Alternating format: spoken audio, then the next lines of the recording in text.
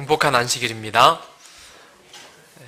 우리 찬양대 찬양을 제가 고등학교 때부터 우리 합창단 하면서 많이 불렀던 곡인 것 같습니다. 참 감회가 새롭고 또 가사 한 절 한 절이 우리 이사야 53장에 우리의 연약함, 우리 아픔을, 우리의 그렇게 모난 것들을 정말 잘 노래하고 또 예수님의 크신 사랑을 말하는 듯 합니다. 정말 감사드립니다.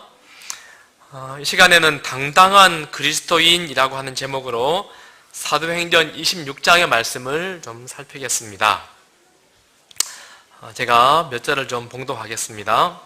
13절. 왕이여, 정오가 되어 길에서 보니 하늘로부터 해보다 더 밝은 빛이 나와 내 동행자들을 둘러 비추는지라.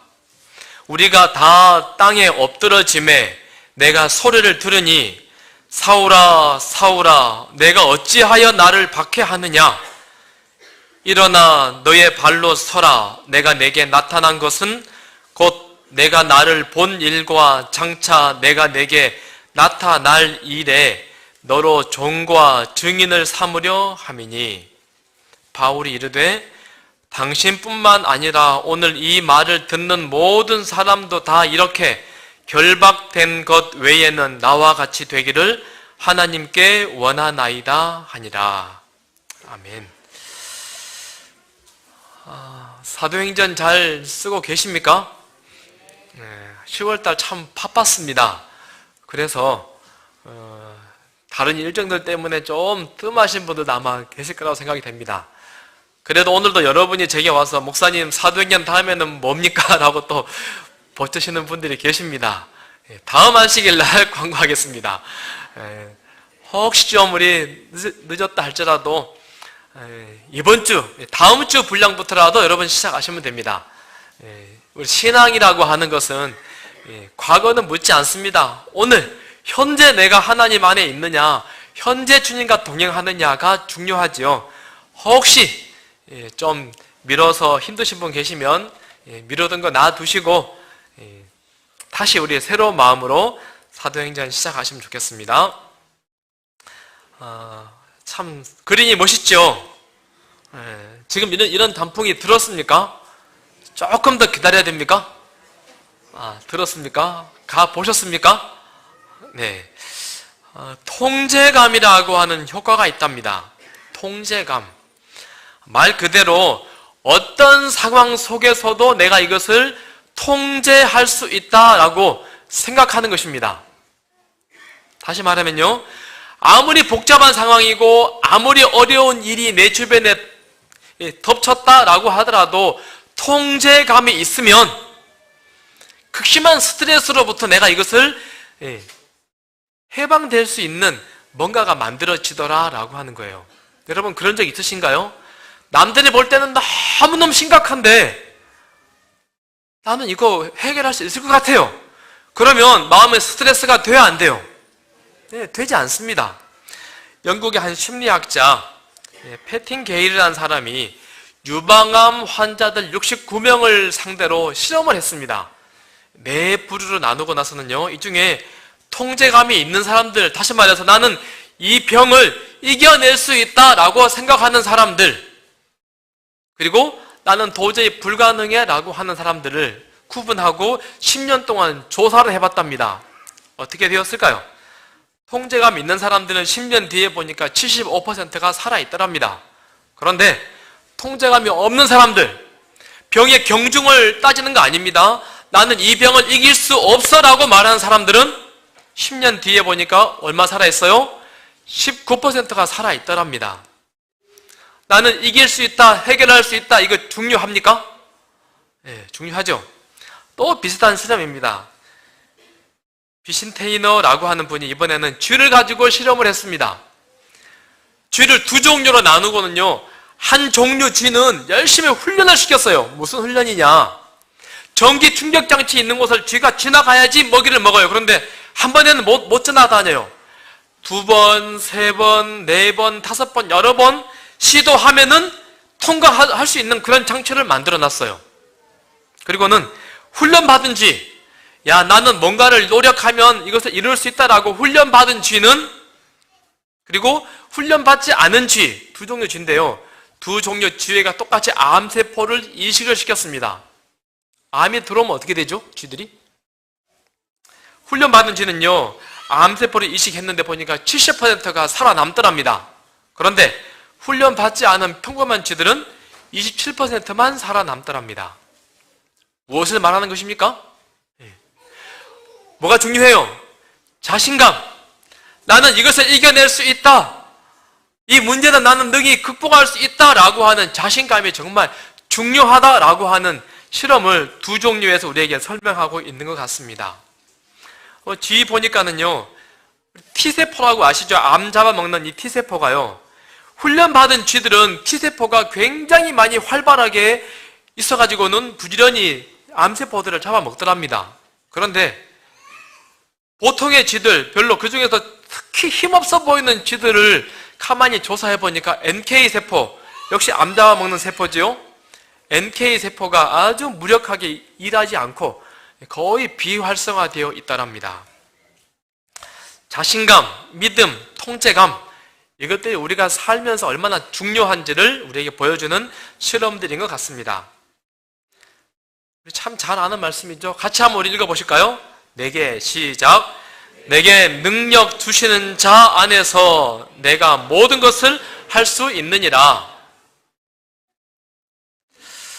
믿음을 갖는다라고 하는 것은 통제감 효과보다 훨씬 더 큰 힘이 그 가운데 있다라고 우리가 말할 수 있습니다. 자기 최면 혹은 자기 확신, 자기 통제보다 믿음이라고 하는 영역이 훨씬 더 큰 영역이에요. 예를 들어 보겠습니다. 우리 아들이 중학교 3학년인데 오늘 교회 안 왔네요. 빗골 교회 안 왔습니다. 학교 교회 갔습니다. 오늘 인성조관 한다고 거리 간 것 같습니다. 우리 아들이 저를 향해서 통제감을 갖는 거예요. 아니요, 자기 최면을 하는 거예요. 저 사람은 우리 아빠, 저 사람은 우리 아빠, 저 사람은 나에게 이번 달도 용돈을 줄 거야, 분명히 나를 사랑해 줄 거야 라고 하는 통제감을 갖는 거 하고, 아니면 19년 동안, 몇 살이죠? 중3이면 17인가요?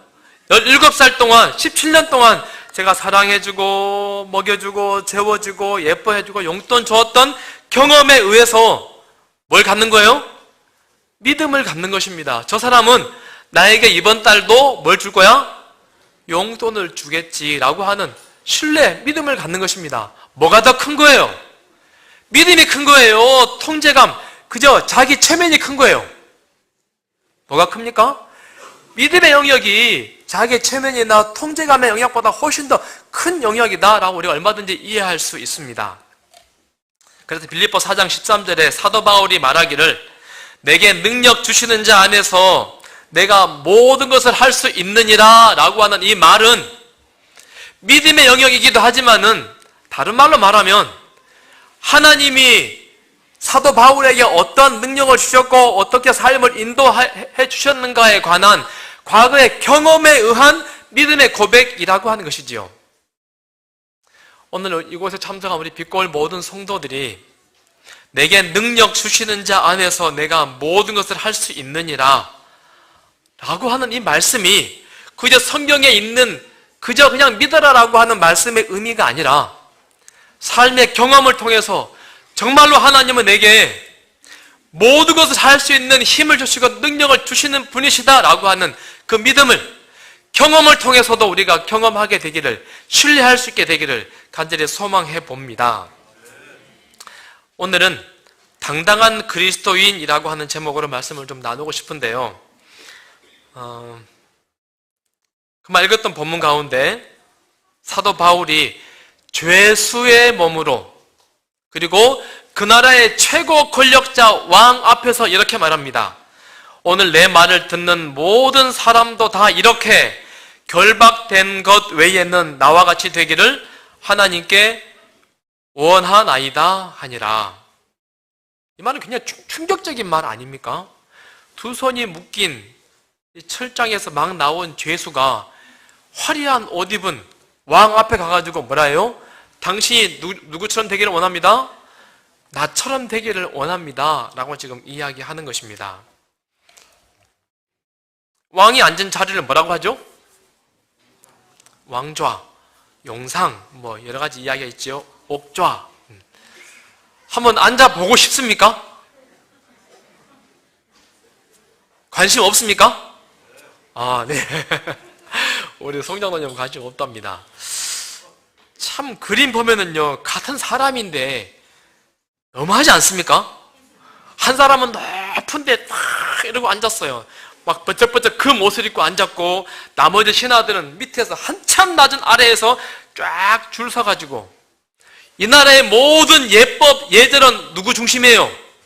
어떻게 하면 저 왕을 더 높여드릴까에 관해서 예법이고 규칙이고 뭐 먹는 것이고 다 저 왕에게 집중되어 있습니다. 높은 보좌, 수많은 호위 병사들, 부, 명예, 지위 모두가 다 우러러보는 그런 자리입니다. 그런데 죄수, 바울이 지금 감옥에서 나왔잖아요. 바울의 감옥은 어떤 곳입니까? 몇 년 동안 감옥에 있었죠? 성경 본문에 바울이 2년 이상 감옥에 갇혀 있었어요. 철장 속에 2년 이상 쭈그려 있다가 왕 앞에 가서 지금 섰습니다. 그리고는 말하기를 뭐라고 말해요? 나와 같이 되기를 하나님께 원하나이다. 나의 기도 제목은 왕이 나처럼 되기를 바랍니다 라고 지금 이야기하는 것입니다. 이게 무슨 배짱입니까? 어떤 당당함입니까? 헤롯의 가계도는 이렇습니다. 참 성경 보면 우리 왕이 별별 왕들이 다 나와. 예수님 당시 왕들이요, 굉장히 가계도가 복잡합니다. 이게 다가 아닌데 제가 아주 앞쪽에서 요약하면 이렇습니다. 헤롯 대왕이라는 왕이 있었습니다. 예수님 태어났을 때 2살 이하의 아이들은 다 죽여라 라고 명령했던 그 왕. 누구를 죽이려 했던 왕입니까? 예수님을 죽이려 했던 이 왕. 이 왕에게는 아내가 6명 있었습니다. 그리고는 아들도 6명 있었어요. 그 중에 한 아들입니다. 빌립 1세. 침례 요한의 목을 가져와라 하고 침례 요한을 목을 쳐서 죽인 왕이에요. 그리고 다른 아들, 아리스토블루스라고 하는 아들이 있고, 이 아들의 아들 헤롯 아그리파 1세라고 하는 왕이 있습니다. 헤롯 아그리파 1세라고 하는 왕은 누구 목을 가져가요? 최초의 우리 순교자 야고보의 목을 가져오라 라고 이야기합니다. 예수님의 제자의 목을 가져간 왕이에요. 보니까 다 어떤 사람들이에요? 예수님의 제자들, 예수님을 죽이려고 했고 기독교인을 엄청나게 핍박하고 아주 무지막지한 그런 왕들입니다. 그런데 아그리파 1세의 아들 아그리파 2세입니다. 지금 사도 바울이 아그리파 2세 앞에 섰습니다. 무슨 마음이 들까요? 얼마나 두려울까요? 예수님도 죽이려고 했고, 그 다음에 너무 잘 아는 침례 요한도 죽였고 야고보의 목도 가져간 그 집안입니다. 그런데 사도 바울이 그 떨리는 공포감이 있는 그 앞에서 지금 뭐라고 이야기해요? 사도행적이라는 책에 이렇게 이야기합니다. 사도는 그와 청중의 눈부신 허식이나 높은 계급으로 인하여 당황하지 아니하였다. 한순간이라도 그의 용기를 꺾거나 그에게 자제력을 잃게 하지 못했다. 결코 당황하지 않았다라고 말합니다. 높은 호위 병사들 쫙 아마 얼마나 그 위험에 압도되었는지 모르겠습니다. 그러나 전혀 당황하거나 전혀 용기를 꺾지 못하고 그 앞에 당당하게 서서 뭐라고 이야기해요? 왕이 나처럼 되기를 바랍니다 하고 당당하게 지금 이야기하고 있습니다. 저는 사도 바울이 배짱을 보면서 한 노래가 생각이 났습니다. 송명희 시인. 혹시 이 노래 모르는 분 계십니까? 잘 아시죠? 태어날 때 의사의 실수로 아이를 끄집어낼 때 집게를 잘못 집었나 봅니다. 그래서는 뇌가 다쳤어요. 그래서 태어나자마자 뇌성마비로 살아갑니다. 아버지는 술, 담배, 과로에 중한 병에 걸려있고, 엄마는 너무 못 먹어가지고 몸살을 앓고 깡깡 이렇게 알아 누워 있습니다. 아이 젖 먹일 힘이 없는 거예요. 그래서 송명이라고 하는 이 어린이는 7살이 되도록 한 번도 일어나 보지 못했답니다. 항상 누워만 살았답니다. 사춘기 때 엄마한테 자주 하는 말이, 나를 뭘 하려고 낳냐고 이 장애인을 그냥 죽도록 내버려 두지. 엄마한테 그렇게 말하면 돼요, 안 돼요? 네. 못을 박는 건 아닙니까? 그리고 엄마가 교회를 다녔어요. 하나님을 얼마나 원망을 했는지 몰라요. 그런데 어쩌다 하나님을 알게 되고 어쩌다가 복음성가를 시를 쓰는 시인이 되었습니다. 이렇게 그가 시를 썼습니다.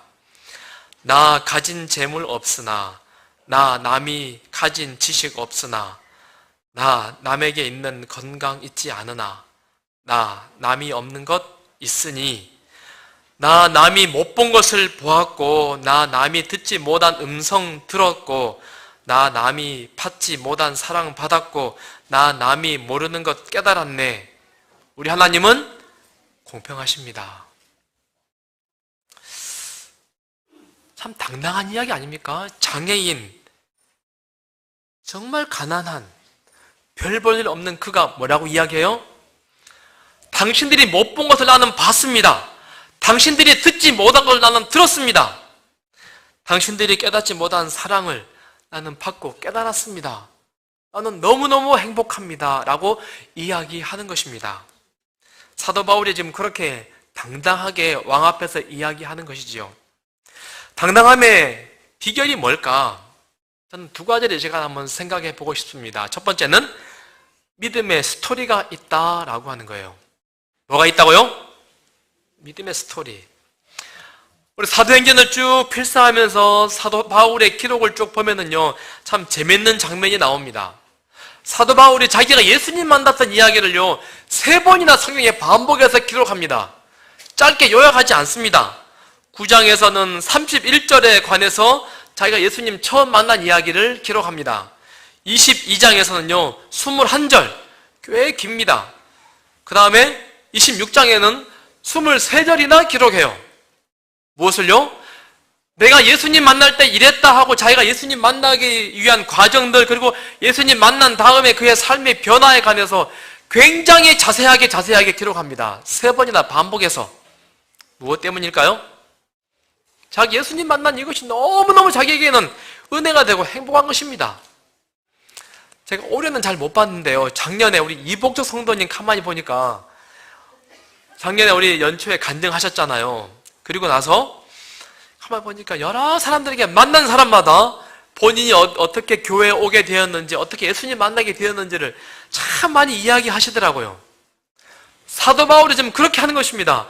자기가 예수님 만날 때 그 기분, 그 행복, 자기 삶의 큰 변화를 사람들에게 부지런히 이야기하더라라고 하는 것이에요.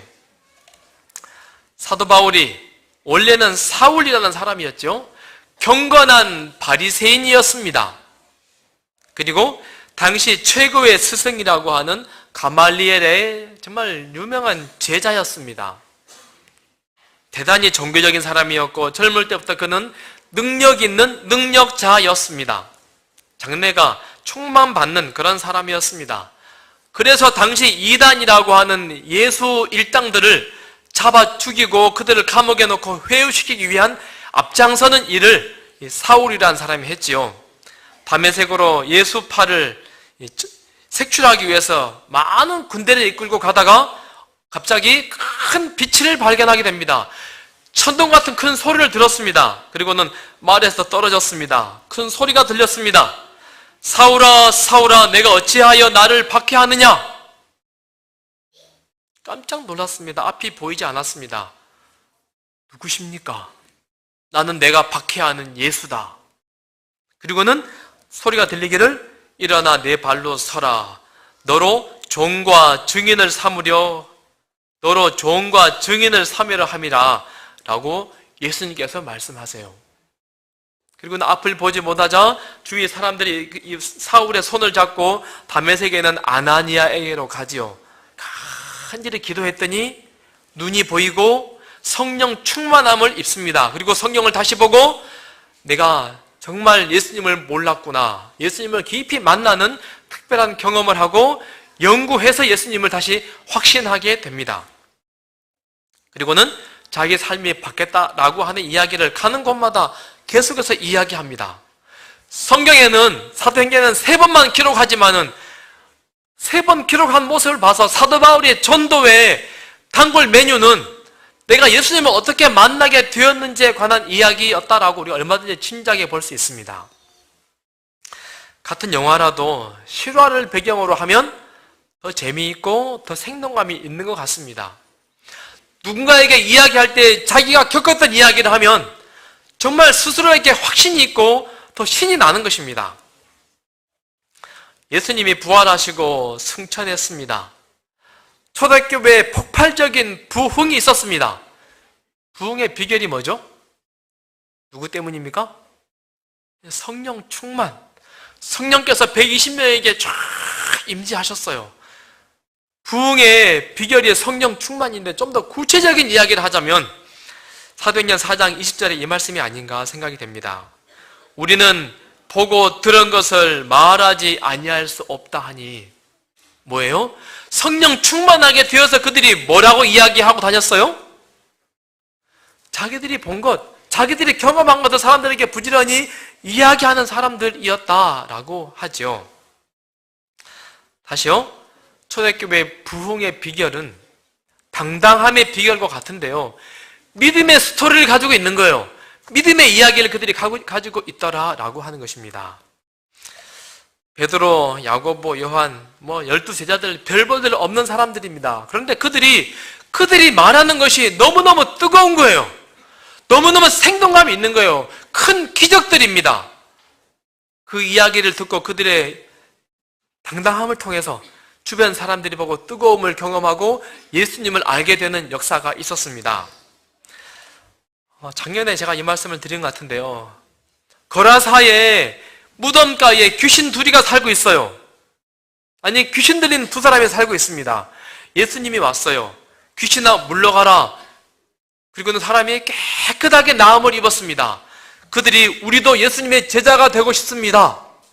예수님이 뭐라 하시죠? 주께서 내게 어떻게 큰 일을 행하사 너를 불쌍히 여기신 것을 내 친속에게 고하라 하신대. 그가 가서 예수께서 자기에게 어떻게 큰 일 행하신 것을 데가볼리에 전파하니 모든 사람이 기히 여기더라. 두 사람이 예수님 따라가지 않고 뭐 합니까? 자기 고향 가서 자기 집에 가서 우리가 귀신 들려서 이렇게 살았는데 예수라는 분이 우리를 이렇게 해서 우리가 깨끗하게 나음을 입었습니다 하고 이야기합니다. 그래서 몇 명에게 전도하죠? 몇 명에게? 아까 우리 교독 말씀 읽었는데 몇 명에게? 남자와 어린이 빼고 4,000명에게 7병 이후의 기적이 이 사람들이 전도한 사람들의 예수님 이야기 듣고 온 사람들이 그 사람들이었다라고 했잖아요. 바울이 지금 그렇게 말하는 것입니다.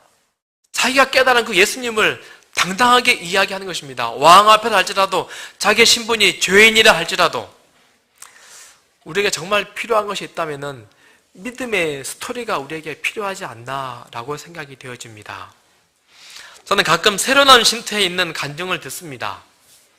보니까 최근에 올라온 한 영상 가운데 참 감동 있는 한 영상이 있어요. 어떤 젊은 사모님이에요. 아마 우리 아이들 엄마들 정도 되는 것 같아요. 남편은 목사입니다. 아이를 셋 키우고 있었다 그래요. 근데 그렇게 화가 나고 짜증이 나더랍니다. 남편만 보면 짜증이 나고 화가 나서 치밀어 참을 수가 없는 거예요. 어린 아이들이 막 싸돌아다녀요. 이렇게 교회 가가지고 돌아다니면은 사모가 애기 똑바로 안 본다고 막 혹시 누가 말할 것 같아가지고 겁이 나가지고 사정없이 아이들을 구박하고 막 짜증을 내고 분도를 퍼부었답니다. 모든 게 다 짜증, 모든 게 다 힘들었다 그래요. 도저히 이렇게 살면 안 되겠다. 어떻게 할까? 고민하다가 새로 나온 쉼터를 갔더랍니다. 그리고 한 일주일 프로그램을 하고 돌아왔어요. 거기서 배운 거 딱 한 가지예요. 인생에 문제가 생기거든 예수님 이름을 부르세요. 누구 이름 부르라고요? 예수님 이름을. 그런데 자기가 나의 짜증나는 상황, 이 엉망진창이 된 이 상황에 예수님 이름 부른다고 뭐가 바뀔까? 의심이 생겼답니다. 부르지 않아요. 근데 도저히 참을 수가 없는 거예요. 그래서 자기가 모르게 예수님 이름을 부르기로 결심을 했답니다. 예수님 도와주세요. 아이들이 막 엉망진창 집을 어질렀어요. 아무리 말해도 이것이 교정이 되지 않는 것입니다. 남편이 하는 모습이 다 마음에 들지 않는 거예요. 막 짜증과 분노가 막 끓어오르는 것입니다. 목구멍까지 이 분노를 쏟아붓기 위해서 말이 올라왔어요. 자기도 모르게 예수님 도와주세요. 예수님, 예수님. 1000번, 10,000번 계속 예수님 도와주세요. 예수님, 예수님. 예수님 나를 좀 도와주세요. 예수님, 예수님. 계속 부르짖었답니다. 계속. 그런데요, 지금 내 뵙기 직전인데 어느 순간 그 불안한 마음이 화가 내려가더랍니다. 그리고 그때부터 문제가 있을 때마다 자기 감정을 자기가 컨트롤할 수 없는 상황이 올 때마다 짜증이 날 때마다 원망이 날 때마다 예수님 도와주세요. 예수님 도와주세요. 계속 예수님을 그렇게 부르짖었답니다. 그랬더니 어느 순간부터 자기 마음에 평안이 찾아오고 아이들이 엉망을 하고 말 안 듣고 아이들의 상황은 변화된 게 없지만은 자기 마음에 평안이 찾아오고 행복이 찾아오고 즐거움이 찾아오더랍니다. 그리고는 전국 방송에다가 자기 얼굴을 내비치면서 당당하게 자기의 삶을 간증하는 그런 모습을 봤습니다. 우리 빛골 성도님도 그런 간증을 우리가 다 할 수 있으면 얼마나 좋을까요? 예수님의 이름을 불렀더니 내 삶이 변화되었습니다. 내 주변 사람들이 짜증나게 보이고 분노가 끓어오르고 너무너무 괴롭습니다. 그런데 예수님 도와주세요. 예수님 도와주세요. 예수님, 예수님. 쉬지 않고 계속 예수님의 이름을 불렀답니다. 그랬더니 자기 마음에 어느 순간 예수님이 와 계시더래요. 그런 믿음의 간증들이, 믿음의 스토리들이 우리 삶 가운데 필요합니다. 믿음의 스토리가 우리로 하여금 세상 앞에서 당당하게 말할 수 있는 용기가 생기게 하더라는 것입니다. 시대소망이 이렇게 말합니다. 우리는 그리스도의 증인으로서 우리가 아는 바와 자신이 직접 보고 듣고 느낀 바를 전하여야 한다. 만일 우리가 한 계단씩 예수를 따른다면 우리는 예수께서 우리를 인도하신 길에 관하여 말할 수 있는 어떤 요점을 갖게 될 것이다. 믿음의 스토리가 있어야 되는데 이 믿음의 스토리는 어떻게 만들어져요? 한 계단씩 예수님을 따를 때 언젠가 나도 말할 수 있는 신앙의 간증거리가 생긴다라고 지금 이야기합니다. 한번 따라 해보실까요? 한 계단씩 예수를 따른다면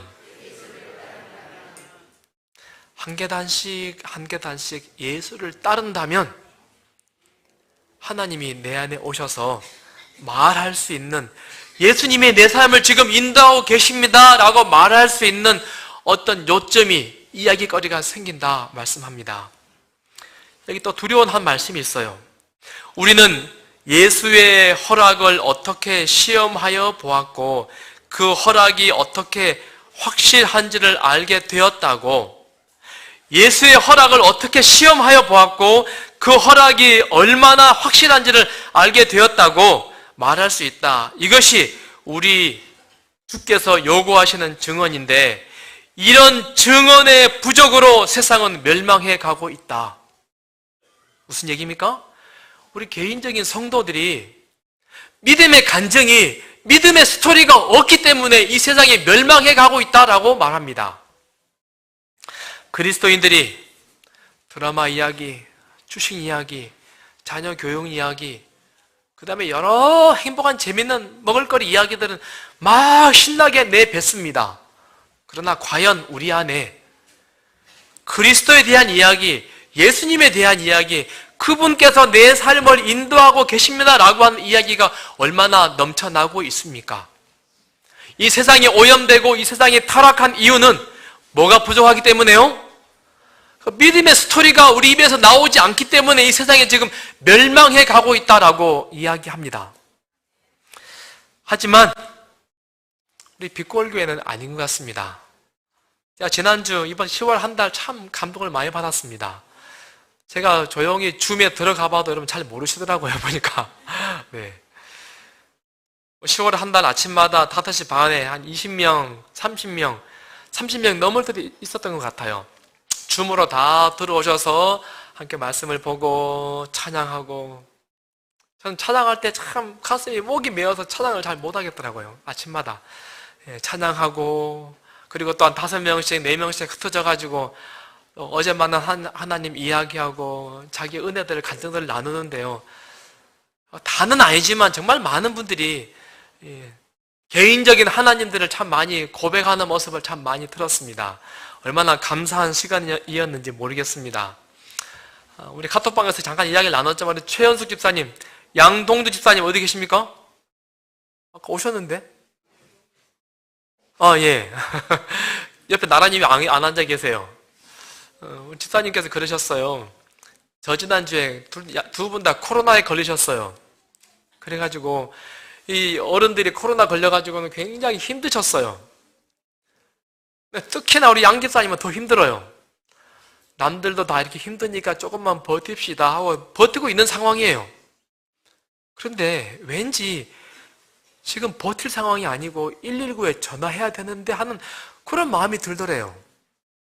그래서 급하게 119로 전화를 했답니다.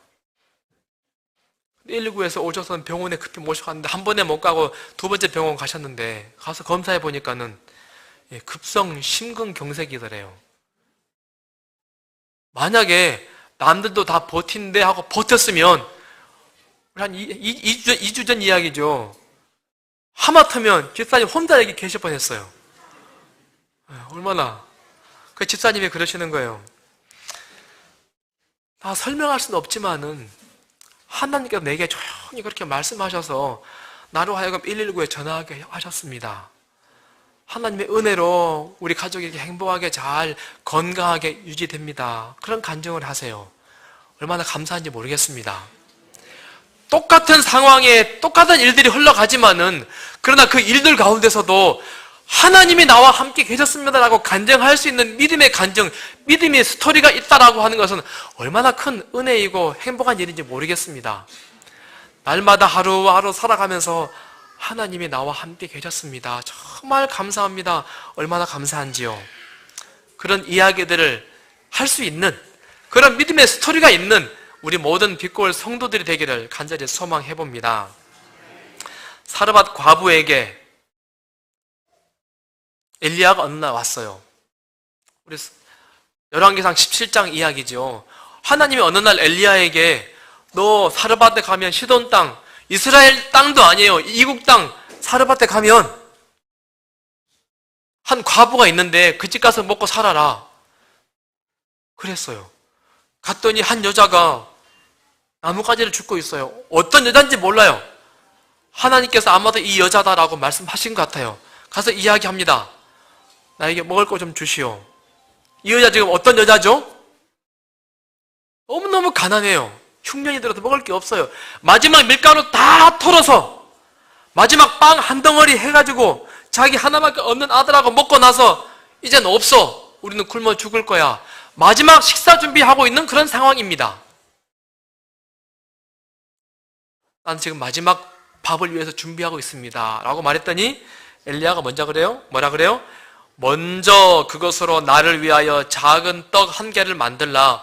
이스라엘의 하나님 여호와의 말씀이 그 통에 가루가 떨어지지 아니하고 그 병에 기름이 없어지지 아니하리라 하셨느니라. 먼저 그거 누구 달라? 나에게 달라. 하나님의 명령이다 라고 말씀하는 거예요. 우리 이야기 잘 아시잖아요. 여인이 엘리야에게 줍니다. 그리고는 더 이상 이제 밀가루가 닳지 않고 기름이 닳지 않아요. 기적을 경험합니다.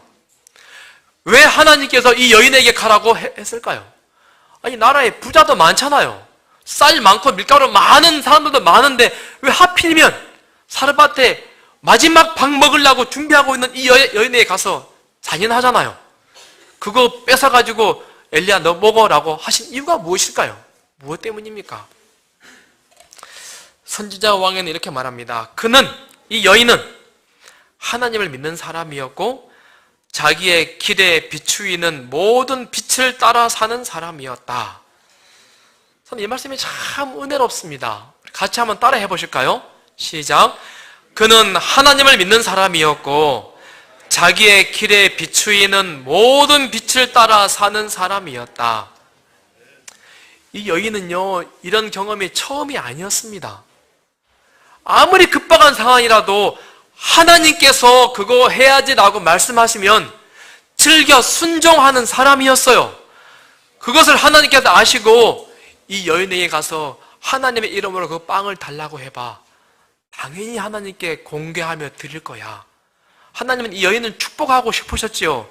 믿음으로 순종하는 사람에게 기근이 끝날 때까지 계속 하나님께서 여인에게 쏟아붓고자 하는 귀한 통로였다라고 하는 것이지요. 작은 빛에 순종했던 사람이 믿음의 스토리, 믿음의 간증을 할 수 있는 것입니다. 여러분, 간증이라고 하는 것은요, 믿음의 스토리라고 하는 건요, 그냥 평범한 시간 속에 흘러가는 것들을 가지고 믿음의 간증을 하기는 그 간증이 덜 당당합니다. 은혜가 덜해요. 확신이 덜합니다.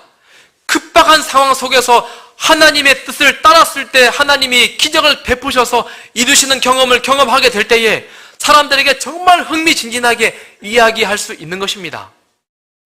저는 우리 빛고월 성도들이 정말 믿음으로 순종해서 하나님께서 우리에게 조용히 내던져주시는 그 시험들을 믿음으로 순종해서 내가 순종했더니 하나님이 내게 이러한 기적을 베푸셨습니다라고 당당하게 이야기할 수 있는 그런 믿음의 스토리들이 많이 있게 되기를 간절히 소원합니다.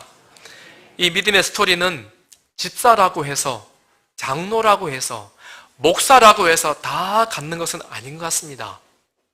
시험 앞에 순종하는 사람이 이 믿음의 스토리를 갖는 것입니다. 하나님은 한 시험을 말씀하시지요. 만군의 여호와가 이르노라.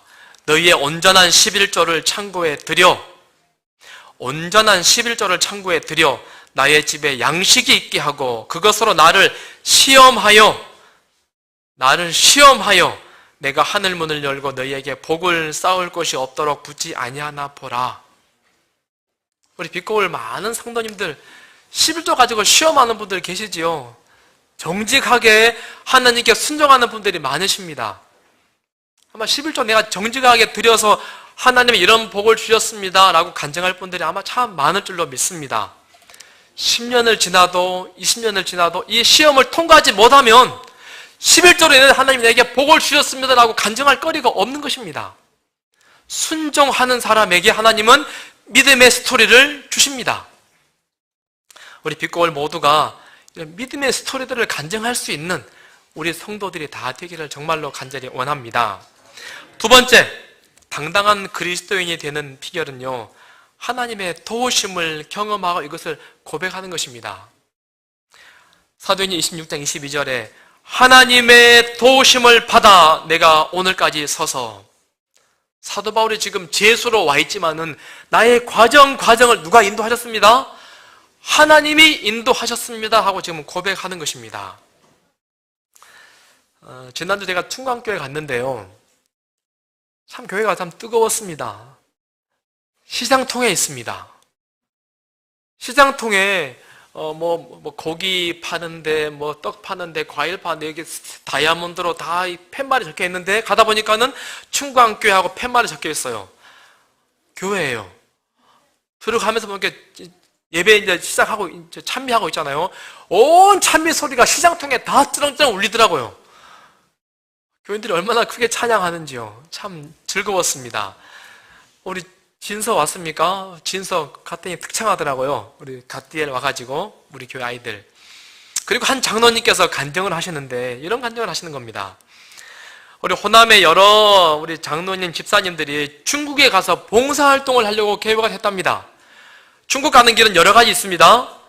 인천에서 배 타고 대련으로 가는 길도 있고, 비행기 타고 베이징 가는 길도 있고, 혹은 저기 강원도 속초에서 배를 타고 러시아를 경유해서 가는 길도 있답니다.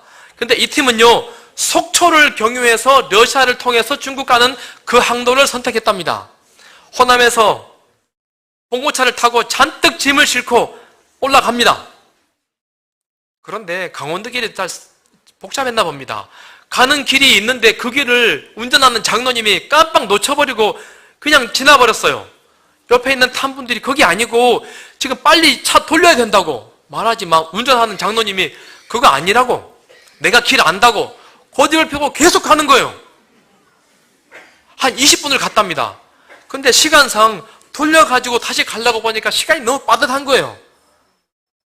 이 배 타는 시간이 늦을 확률이 많은 거예요. 걱정이 많이 되었답니다. 그래서 유턴 해가지고 돌아오는데 오다가 휴게소에 들렀어요. 우리가 좀 급해서 그러는데 혹시 속초 가는 더 빠른 길 있지 않습니까? 물었대요. 그랬더니 다행히도 누군가가 한 달 전에 새로 개통된 길이 있습니다 하고 그 길을 소개해 주더래요. 제가 참 길치여가지고 거기가 어딘지 잘 모르겠습니다. 듣긴 들었는데 여러분 이해하십시오. 그래서는 개통된 길을 갔더니 정말 시간 안에 딱 맞춰 들어가서 배를 타고 중국을 러시아를 통해서 중국에 들어갔답니다. 그리고 거의 한 3주, 4주 봉사활동하고 다시 돌아왔어요. 그런데 거기서부터 이제 일이 시작이 됩니다.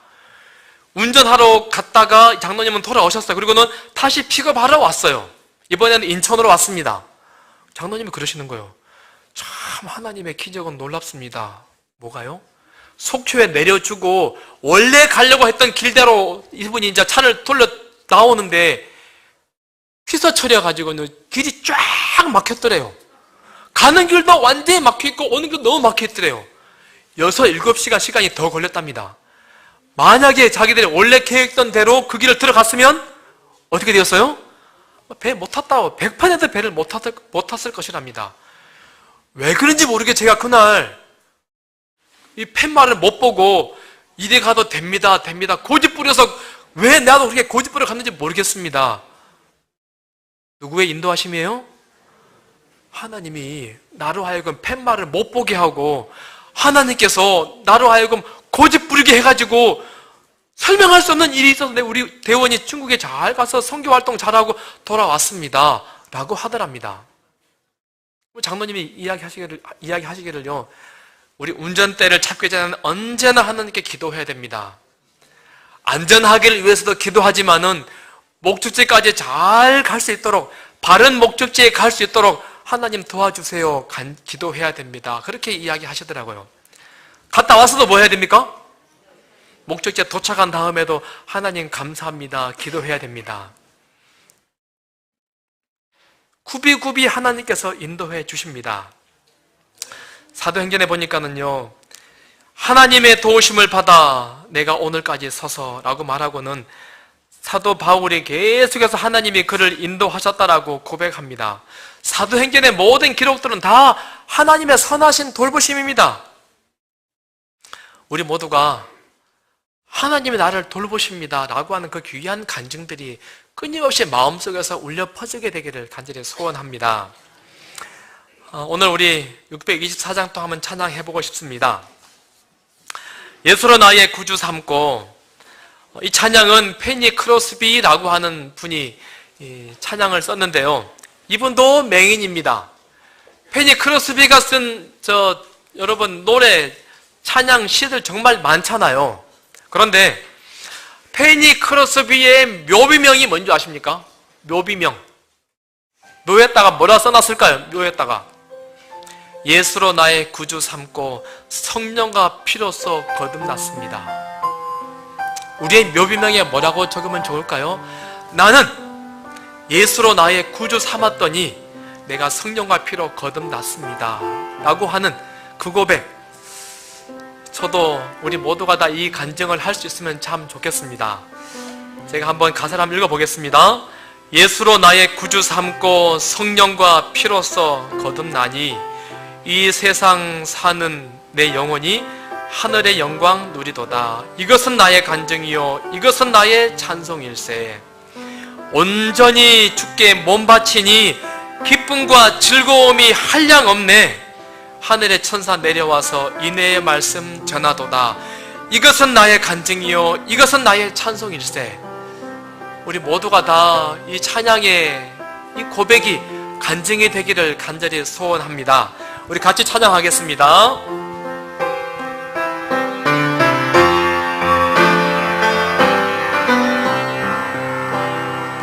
예수로 나의 구주 삼고 성령과 피로써 거듭나니 이 세상 사는 내 영혼이 하늘의 영광 누리도다.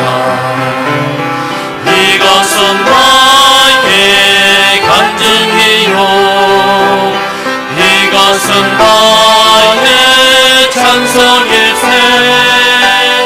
나 사는 동안 그침없이 구주를 찬송하리로다. 온전히 주께 몸 바치니 기쁨과 즐거움 한량없네. 하늘의 천사 내려와서 은혜의 말씀 전하노라. 이것은 나의 간증이요 이것은 나의 찬송일세. 나 사는 동안 그침없이 구주를 찬송하리로다. 이것은 나의 간증이요 이것은 나의 간증이요 이것은 나의 찬송일세. 나 사는 동안 그침없이 구주를 찬송하리로다. 네, 감사합니다. 예수로 나의 구주 삼고 예수님이 나의 구주 되었더니 성령과 피로 나는 거듭났습니다. 온전히 주님께 몸 바쳤더니 기쁨과 즐거움이 한량이 없습니다. 이것이 우리 모두의 간증이 되고 고백이 되기를 간절히 바랍니다. 이 시간 또 우리 마음을 하나님께 드리며 잠시 기도하도록 하겠습니다.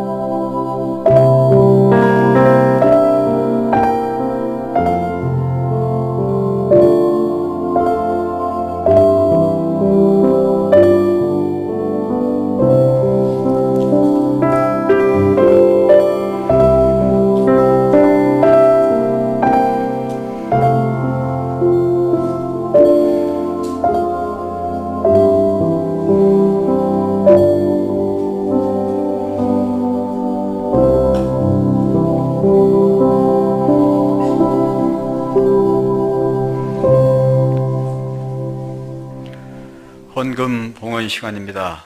10월 28일 안식일. 주께서 가라사대 지혜 있고 진실한 청지기가 되어 주인에게 그 집 종들을 맡아 때를 따라 양식을 나눠줄 자가 누구냐. 누가복음 12장 42절 말씀입니다. 집사님들 수고하시겠습니다.